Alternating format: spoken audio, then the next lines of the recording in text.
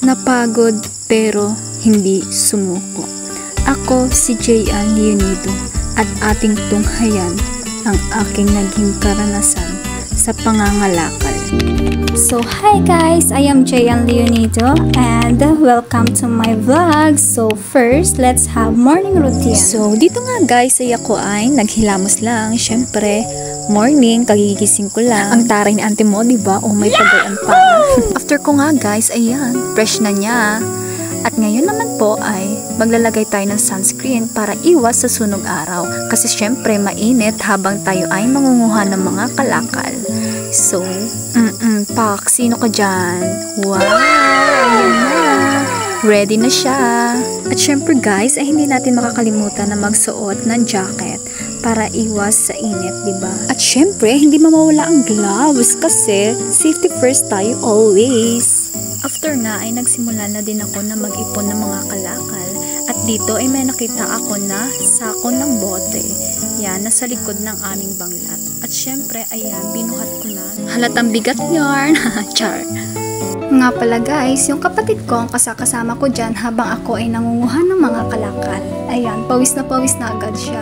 At yan nga, kinuha ko lamang yung sirang fan, pati yung mga bote, ayan. Ayan, ako'y nag-video lamang na ako'y naglalakad at nagtitingin-tingin sa gilid, baka may makita ulit ng mga bote, syempre dagdag na din. Ayun nga pala, yung kapatid ko, patingin-tingin, tsaka yung mga pinsan ko. Diyan nga ay pinapagalitan ko sila kasi sinisira nila yung mga dahon, oh, diba, napakakukulit. Pero ayun, sabi ko, tulungan na lang nila ako manguha ng bote. At yun nga, tinulungan nga nila ako, diba, ang babae. At dito naman sa part na to, actually guys, ay pagod na ako. Tak-tak pawis na. At sa totoo lang guys, yung aking kamay sa loob ng gloves ay nagpapawis na din. Pero syempre tuloy lang. At ayan si ate girl mo. Pagod na tiniisip kung paano kaya makakadami ng bote at ng kalakal. Pero buti na lang naalala ko yung kapitbahay namin. Nga pala guys, may nakita pa ako dito ng mga bote. Dito sa likod bahay ng kapitbahay namin. Ayan na.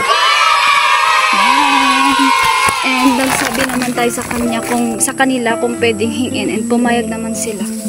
Ayan na po, sobra. Ang dami nito. Bilangin nga natin. 1, 2, 3, 4, 5, 6, 7, 8, 9, 10, 11, 12, 13, 14, 15. 15 na agad siya and meron pa dito sa loob.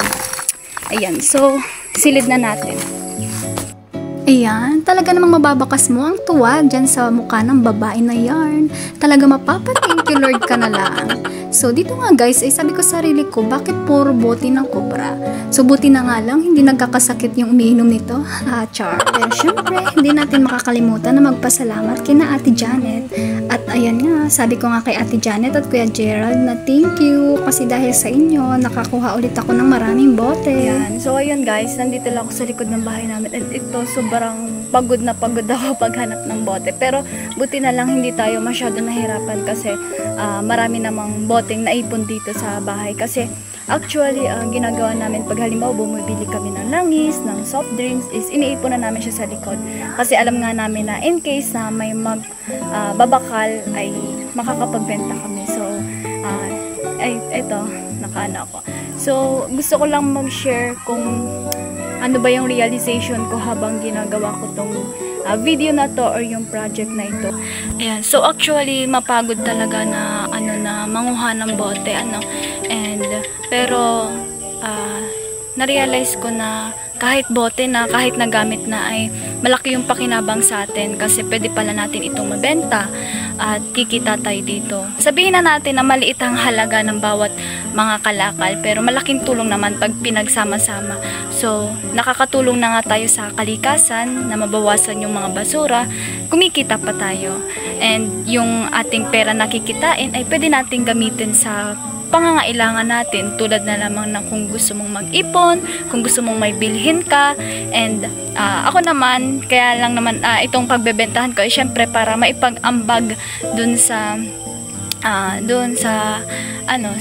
school para ay makabili ng mga supplies daw na gagamitin ata para sa brigada eskwela. So, 'di ba? Worth it. Hindi na ako napagod man ako, pero at least kumita ako ng pera. Hindi na ako hihingi sa parents ko. So, ayun, nakakapagod pero worth it naman. So, ngayon is maghahanap ulit tayo ng bote. Baka may mahanap ulit tayo. Let's go! At dito nga guys ay nagtuloy-tuloy lang ako sa paghahanap at dyan ay nakakita ako ng mga plastic. Pero unfortunately sabi nila hindi daw pwede ibenta ang plastic kaya ayun, sayang. Guys, may naisip akong gawin.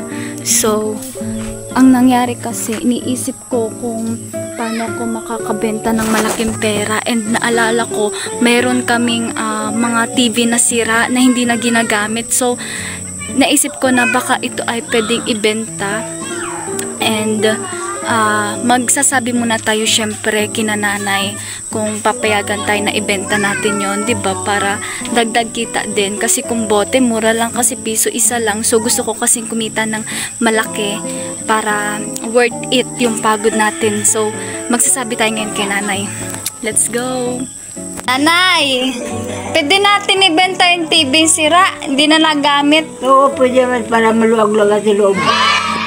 So ayun, tuwan-tuwa na naman ako kaya dito nga ay nagpatulong na lang ako sa kapatid ko na ibuhat itong malaking TV na ito at nilagay namin sa labas ng aming bahay. At syempre meron pa ditong isang TV dito sa balkon namin at natutuwa nga yung kapatid ko kasi sabi niya kung ibebenta din daw yung mga sapatos na sira.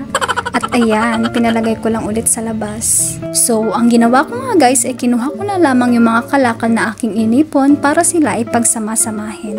Ayan. Syempre, mahalata mo talagang bigat na bigat siya, di ba? Pero alam nyo ba guys, yung mga kapatid at pinsan ko na yan, tinulungan nila ako sa pangunguha.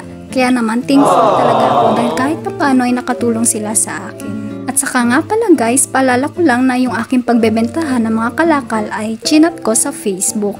Kaya sa part na ito, iniintay ko na lamang na sila ay dumating. O diba, mabait nila, talagang tinulungan nila ako. Sabi ko nga sa kanila ay tama na yan at baka sila ay mga sugatan pa. Ayan, so guys, na ito na po si Kuya mag-ano na papatimbang na. Kuya, makakano po itong TV?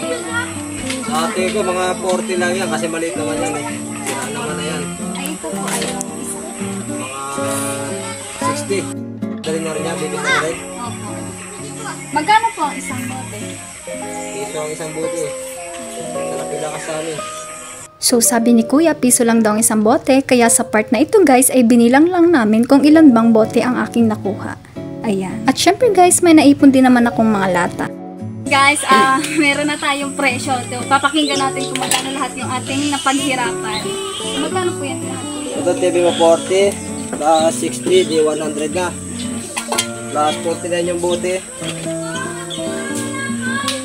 Plus yung mga lata mo, 4 pesos lang, bali 153 lahat. Sige, thank you po. So yun guys, naka 153 daw tayo. Yan guys, naka 153 tayo. Bye!